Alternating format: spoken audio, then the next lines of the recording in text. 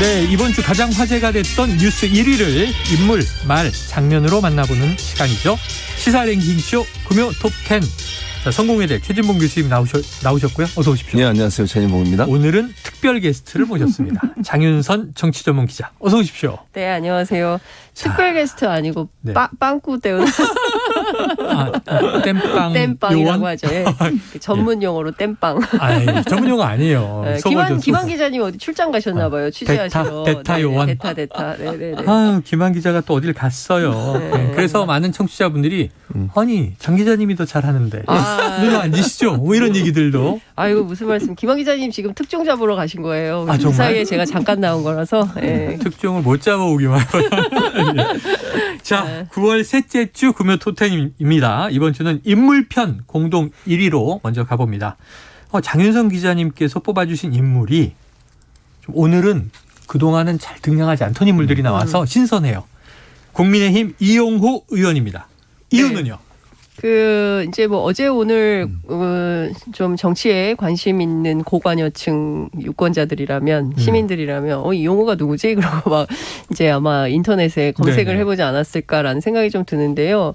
그동안 사실 그 국민의힘 비대위에서 원내대표 누가 할 거냐, 권성동 대표 물러나라, 그럼 차기에 누가 할 거냐, 아마 이래서 이른바 주호영 추대론이 굉장히 네네네. 강했었거든요. 그런데 갑자기 혜성과 같이 등장한 인물이 있었으니 그게 바로 호남 출신의 이용호 의원이었던 거죠. 어제 그래서 출마 선언. 어제 출마 선언하고요. 그리고 내일 후보 등록을 한다는 것 같습니다. 그래서 사실 그동안 거의 뭐 굳은자 비슷하게 추대해서 초재선 중심으로 해서 이윤심을 업은 또 권성동 대표가 워낙 세게 밀고 있기 때문에 주호영 전 비대위원장이 새로운 원내대표를 맡을 가능성이 높다. 뭐 이런 전망이 나오는데 그 전망이 깨지게 되는 거죠. 네.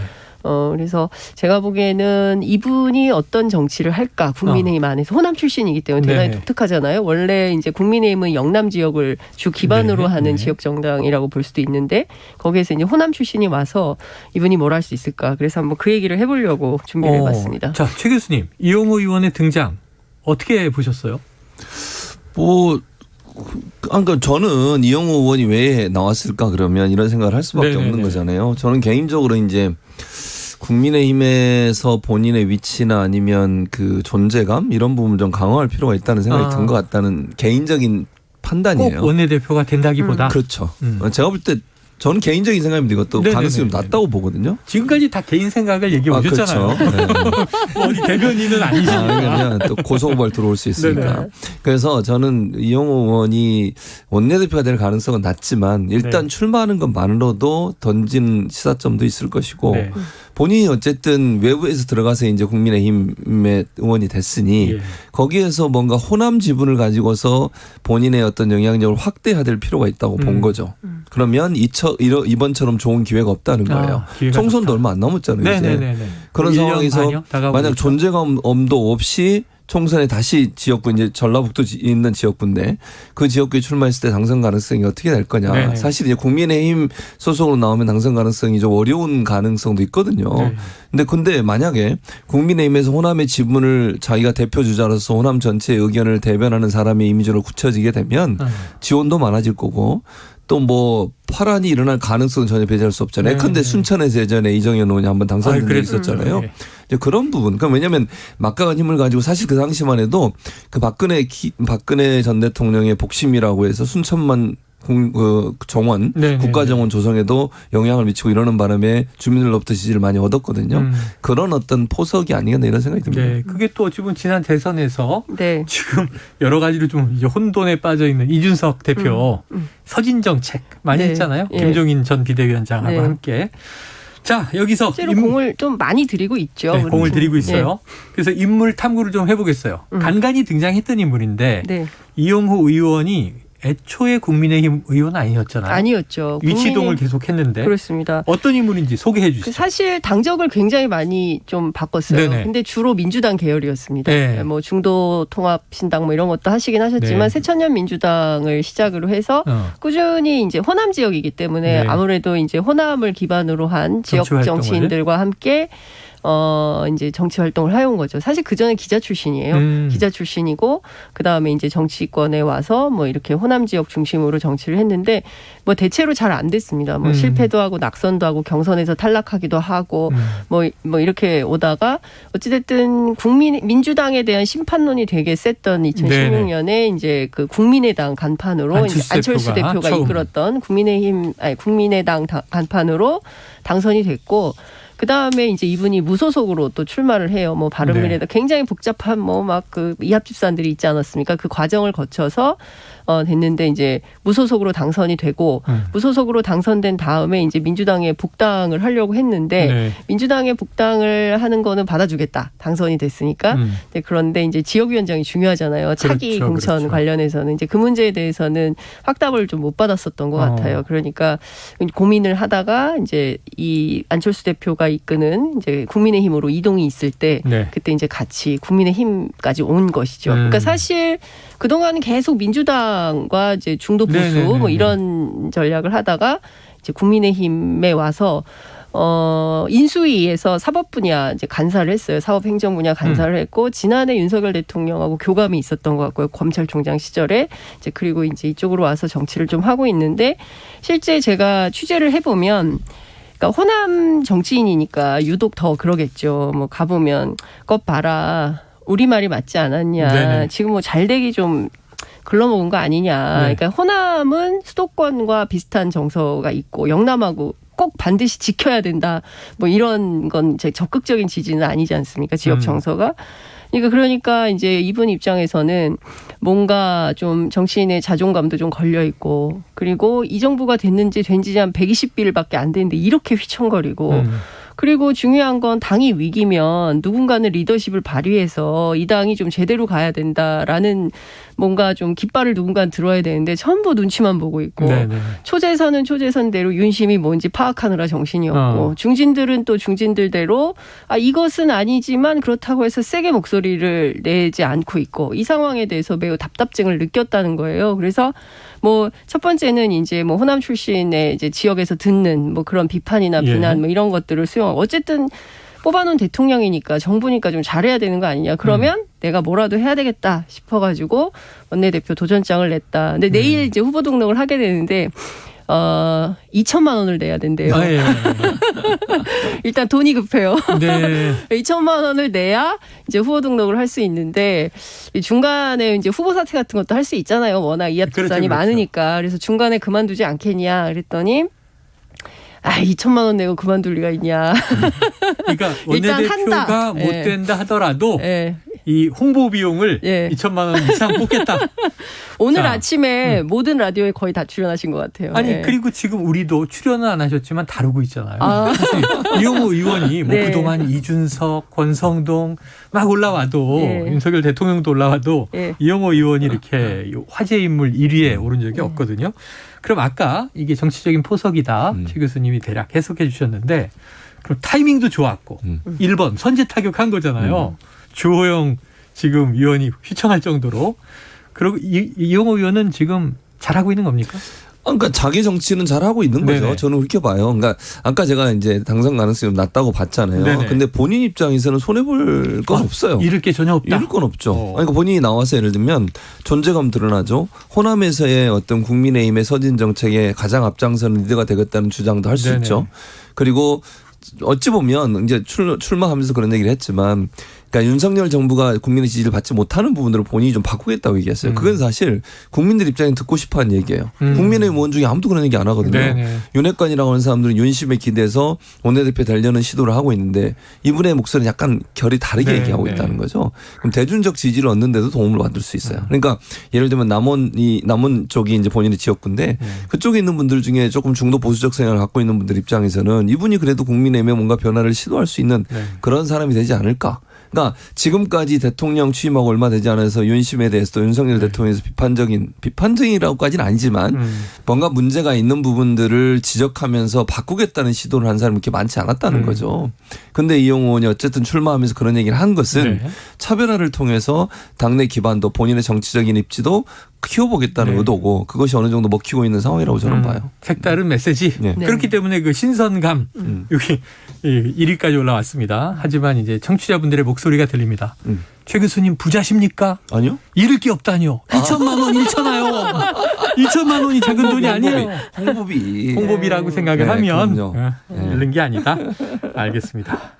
자, 이게 지금 이번 주에 지명 사퇴 해프닝이 하나 있었는데 네. 이 새 비대위원회 주기환 전 비대위원이 올라왔는데 네. 90분 만에 사퇴했잖아요. 맞습니다. 이게 이용호 의원과 상관관계가 있는 거죠. 취재의 달인.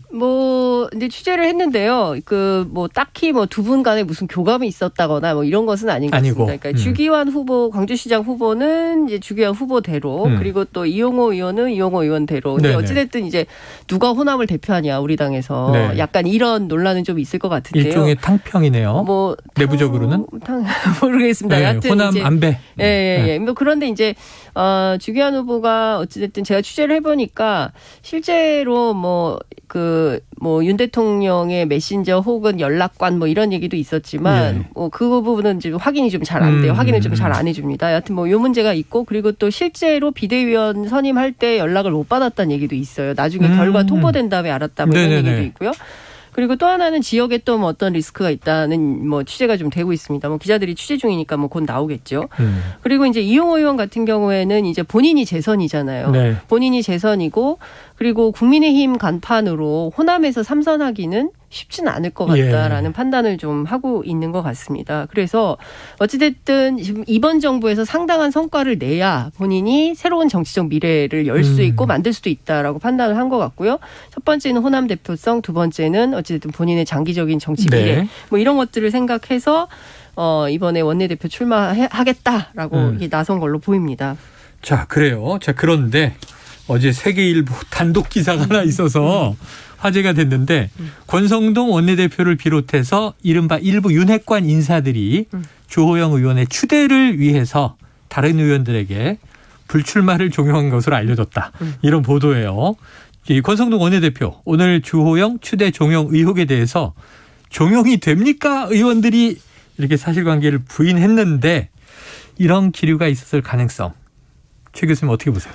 저는 있었을 거라고 생각돼요. 있었을 거다? 네. 왜냐하면 권성동 원내대표 이제 사퇴 의사를 밝힌 원내대표 입장에서 네. 주호영 전 비대위원장한테 미안한 마음 없겠어요?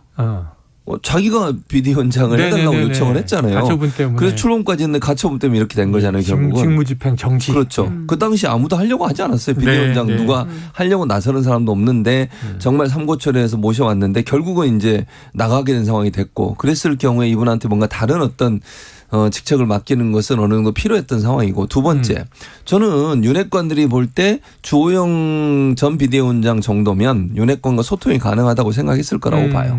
비대위원 며칠 하셨는데 네네. 그 당시만 해도 윤석열 대통령이 윤심을 잘 반영하는 모습을 보여주셨어요. 네네네. 거기에 무슨 뭐 쇄신을 하겠다든지 아니면 변화를 하겠다 이런 얘기 한 적 없어요. 한 번도. 그래서 내부 총질하던 당대표가 사라지니 예. 이런 표현이 등장한 그러니까요. 거잖아요. 네. 그래서 결국은 어느 정도 믿을 수 있는 사람이라는 거예요. 윤핵관 입장에서 본인들이 직접 할 수 없으니까 직할 통치가 안 되니까 간접적으로 통치를 해야 되는데 네. 주호영 전 비대위원장의 어떤 지난번에 비대위원 며칠간이지만 그 상황이나 그분의 어떤 성격을 봤을 때 충분히 우리가 경험이 가능하고 윤심이 작동하는데 전혀 무리가 없게 당에 영향을 미칠 수 있을 것이다. 네.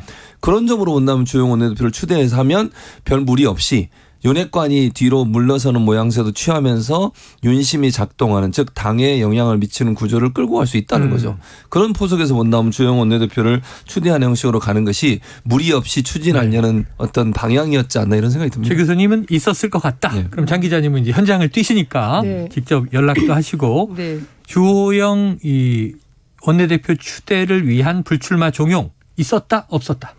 지금도 작업 중이라고 해요. 지금도 작업 중이다. 제가 종용이 됩니까? 그래놓고 계속 전화를 하고 있는 거예요? 최영일의 시사본부에 올 때 그냥 오지 않잖아요. 그럼요. 항상 취재를 해가지고 특급 오는데 취재. 제가 들어오기 직전까지 확인을 했거든요. 근데 지금도 전화기는 다이얼은 다이얼이 아니죠. 뭐죠? 이거 버튼을 요즘은 누르고 버튼을 있다. 누르죠. 예, 버튼을 누르고 있다. 그러니까 무슨 얘기냐면 그러니까 국민의힘은 민주당하고 좀 달라요. 그러니까 민주당은 예컨대 어떤 이제 판이 벌어지면 뭐 이 사람 저 사람 출마하고 그리고 뭐 한 10명이 모이면 한 100가지 정도 얘기가 나옵니다. 그러니까 뭐 아이디어도 많고 대안도 많고 뭐 또 토론도 많고 논쟁도 있고. 많고 뭐 경우의 수도 많고 뭐 민주당은 좀 문화가 그래요. 민주당의 문화 자체가 좀 그렇고 미국 민주당도 그런지 모르겠습니다만 여튼 그렇고 국민의힘은 그런 정당은 아니에요. 그러니까 이를테면 지도부에서 이렇게 합시다라고 결의를 하고 오더를 때리면 네 하고 이렇게 하는 정당, 일사불란하게 움직이는 정당입니다. 그러니까 정당의 문화가 굉장히 많이 달라요. 그렇기 때문에 이번에도 지금 당이 굉장히 어렵고 또 이준석 대표 계속 6차까지 지금 가처분 신청을 했기 때문에 또 N차 비대위라고 얘기가 나올 정도니까 또 어떤 가처분을 또 어떻게 할지 본안 소송을 어떻게 할지 알 수가 없는 상황이고 실제로 상당한 비상 상황입니다. 지금 그 체리 따봉 때보다 훨씬 더 엄중한 상황이 돼버렸어요. 이제 그렇기 때문에 당을 수습해야 되는데 이때 누가 하는 게 좋겠냐라고 생각을 해서 권성동 원내대표가 주호영 전 비대위원장이 이렇게 참 이렇게 됐으니 이분을 좀 새로 원내대표로 모셔서 당을 좀 한번 다시 묶어봅시다. 이제 이렇게 된 거죠.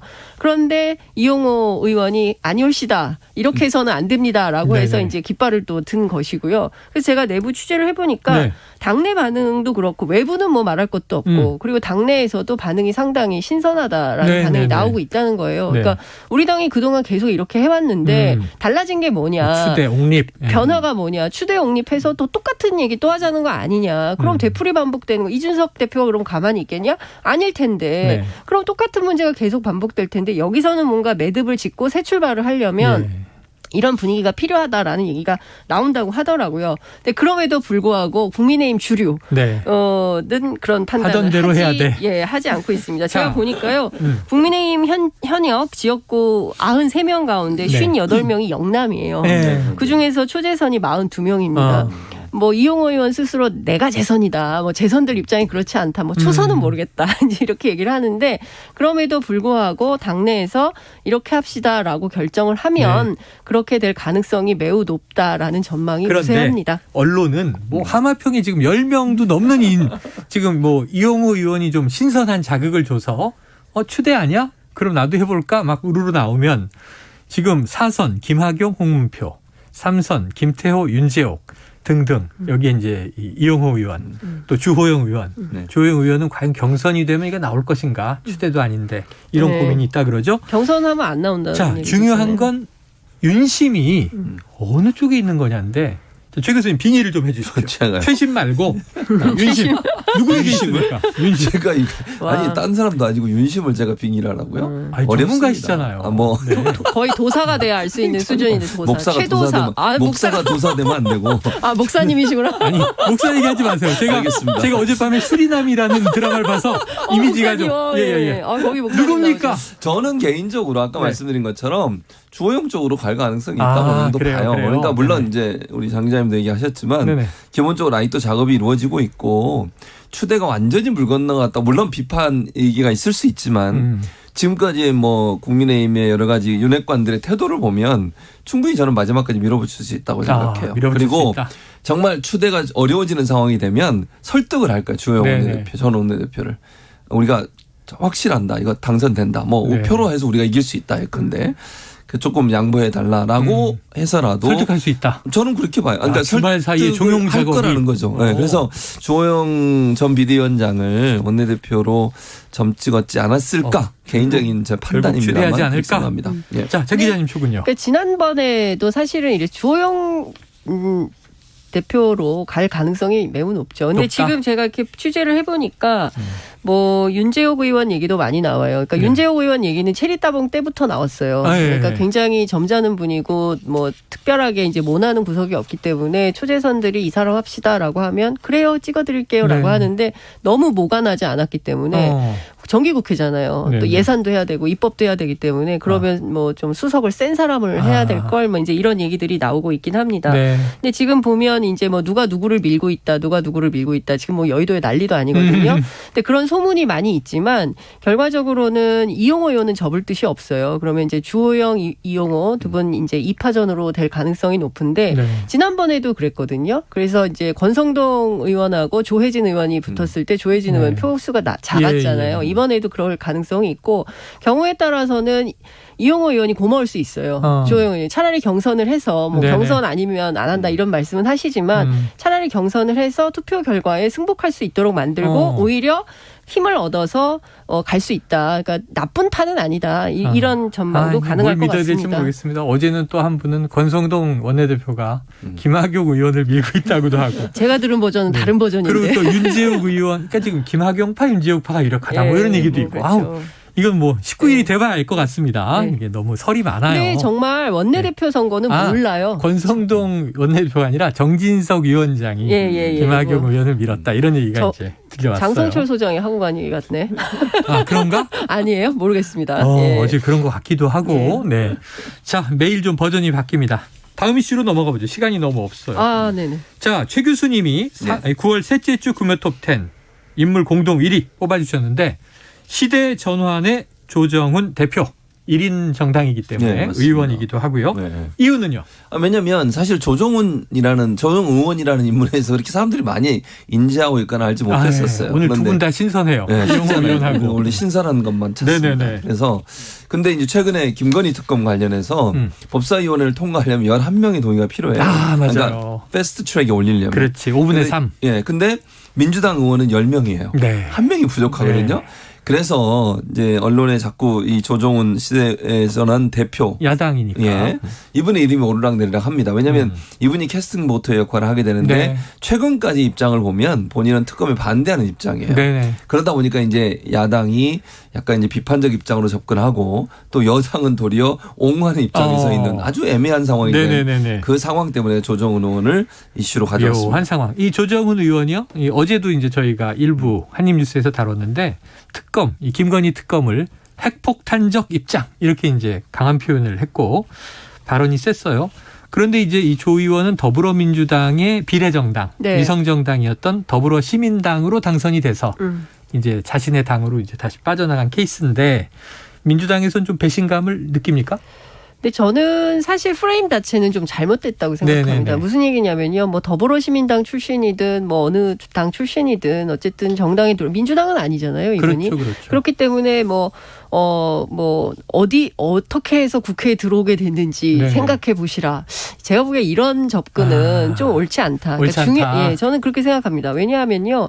뭐 경로가 중요한 게 아니라 지금 당장 국회에서 벌어지고 있는 현안에 대해서 이분이 어떤 입장을 왜 갖고 있는가에 대한 토론이 필요한 것이죠. 근데 사실 김건희 여사에 대한 특검법에 대해서는 국민의 상당한 포션이 지금 찬성하고 있거든요. 그러니까 민주당이 막 정치 공세를 하는 것이 아니라 국민적 의혹에 대해서 그 의혹을 해소하자는 차원에서의 특검이 요구되는 것입니다. 그렇기 때문에 조정훈 의원이 뭐 여러 가지 뭐 패스트 트랙이라고 하지만 330일 걸 패스트가 전혀 아니에요. 네.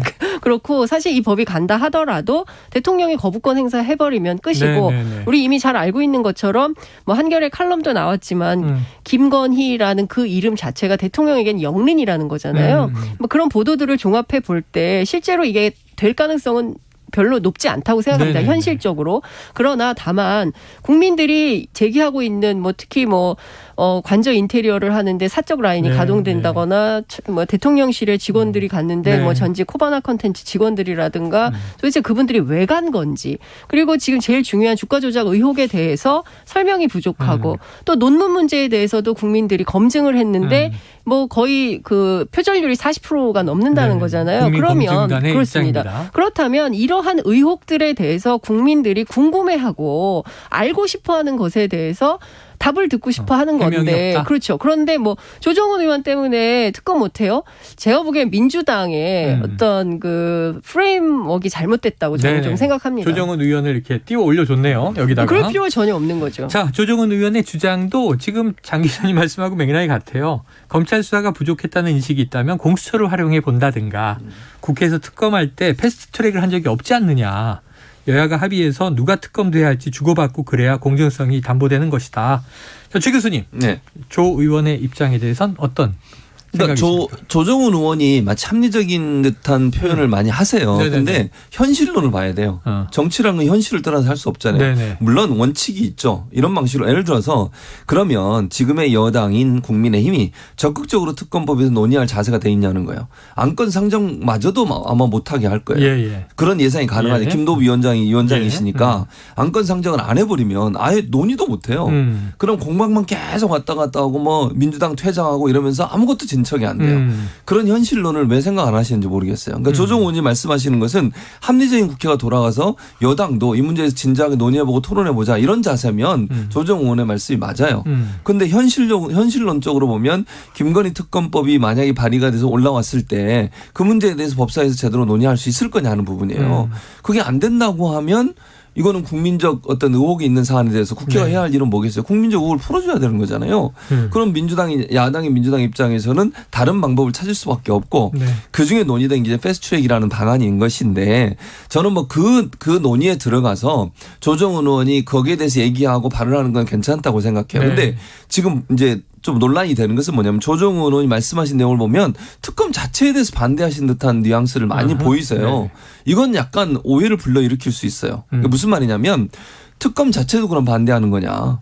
이 사안에 대해서 아니면 뭐 제가 듣기엔 그래요. 지금 이 발언도 사실은 뭐 예를 들면 검찰 수사가 부족했다면 공수처를 활용해보자 이런 얘기라든지 특검할 때 패스트트랙 한 적이 없다고 하는 것은 마치 특검에 대해서 반대하는 듯한 입장을 보이시는 것인데 이게 정말 본인의 정치적인 어떤 그 방향이고 목적인지 아는 걸 명확하게 밝힐 필요가 있다. 그러면 국민들 거기도 심판하실 거 아니에요? 이게 맞는 건지 틀린 것인지. 자, 그런데 이제 최 교수님도 지금 조율점을 상당히 띄워주셨어요. 현실을 제대로 반영하지 못했지만 이상주의자고 원칙주의자다. 올바른 말을 하고 있다. 하지만 이제 특검에 대한 입장은 반대. 장 기자님, 약간 해석을. 제가 보기엔 조정훈 의원도 정치인이란 말이에요. 현역 의원이고. 근데 이제 1인 정당이니까 한계가 많겠죠. 교섭단체도 아니고 존재감도 없고. 속내가 있을 것 같은데 조정훈 의원의 포석은 뭘까요? 제가 보기에는 어쨌든 뭐 이제 뭐 존재감을 좀 띄워보려는 생각이겠죠. 그리고 오늘 김남국 의원 재밌는 얘기 아침에 하던데 그동안 이제 그 법사위 이제 휴게실이 있거든요. 그러면 이제 여당 의원 방 하나, 야당 의원들 방 하나 이렇게 해서 음료수하고 다과를 갖다 놓고 뭐 근데 섞어 놓을 수는 없어요. 왜냐하면은 그 전략 협의를 해야 되기 때문에 왜냐하면 각자 자기 당끼리 이제 전략 협의를 해야 되고 또 경우에 따라서 뭐 민주당, 정의당 같이 뭐 협업해서 할 때도 있고 뭐 이렇기 때문에 여야 따로 하는데 그 방에서 원래 이제 저 야당 방에 있다가 오늘 어젠가 봤더니 여당 방에 가 있더라. 조정훈 의원이 뭐 휴게 공간을 바꾸셨더라. 뭐 어떤 협의를 하시길래 뭐 이제 이런 의혹을 이제 얘기를 하던데요. 근데 예컨대 저는 좀 이렇게 요새 뭐 이제 국민, 민생, 뭐 대통령부터 시작해서 뭐 여당, 야당 다 강조를 하고 있습니다만 진심이 어디가 있는가 그게 굉장히 중요한 것 같은데 저는 경우에 따라서 조정훈 의원이 어떤 개인의 정치적 사익을 위해서 뭐 이렇게 한 것이라면 좀 다시 한번 생각해 보시면 좋겠다 이런 말씀을 좀 드리고 싶네요. 일종의 조언을 주셨네요. 최 교수님도 짧게 한마디 조언 주시죠. 뭐 저는 이렇게 생각해요. 그러니까 속내가 뭘 거냐고 저한테 물어본다면 저는 이렇게 답변하고 싶어요. 그 소위 이제 특검법이 여당이 주장하는 게 뭐예요? 특검 밀어붙이면 역풍 맞는다 이거잖아요. 그 생각을 하시는 게 아닌가 하는 생각이 드는데 제가 볼 때는 반대하다 역풍 맞아요. 오히려 저는 그렇게 개인적으로 생각합니다. 지금 조금 야권에선 맞고 있는 거죠.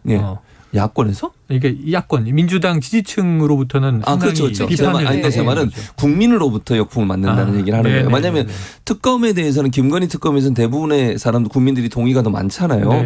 의혹이 있다고 생각하고 특검을 통해서 명명백백하게 밝혀보죠. 제가 무슨 김건희 여사가 뭐 문제가 있다고 지금 단정적으로 얘기하는 게 아니라 특검을 통해서라도 명명백백하게 밝히는 게 필요하다는 국민적 의견이라면 국민으로부터 역풍을 맞을 수 있다는 것도 고민을 하셔야 된다. 이 말씀 드리고 싶습니다. 고민을 하시겠죠. 지금 여론이 움직이고 있으니까. 있나요?